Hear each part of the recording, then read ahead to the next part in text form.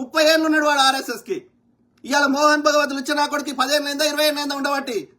సుదర్శన్ లుచ్చ బ్రాహ్మణ్ కొడుకు, మోహన్ భగవత్ అనే బ్రాహ్మణ్, గోల్వాల్కర్ అనే బ్రాహ్మణ్, సావర్కర్ అనే బ్రాహ్మణ్, ఈ యొక్క నీ బీజేపీ పెట్టినటువంటి వాజ్పేయి అనే మహోపాధ్యాయ లుచ్చ కొడుకు, అద్వానీ అనే బ్రాహ్మణ్, అంత బ్రాహ్మణ్, సుష్మా స్వరాజ్ బ్రాహ్మణ్దే, స్మృతి ఇరానీ బ్రాహ్మణ్దే.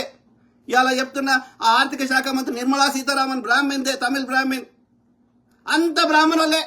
నీ పార్లమెంట్ ఓపెనింగ్ బ్రాహ్మణులే, నీ పార్టీలో ఉంటున్నది బ్రాహ్మణులే. ఎన్నికలు ఉంటారా నీ బీజేపీలా? ఎన్నికలు ఉంటారా ఆర్ఎస్ఎస్ లా?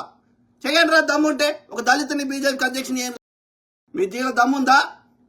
ఓ ఎన్నికలు ఉండయి, ఓ ఏముండదు, ఒక పద్ధతి ఉండదు.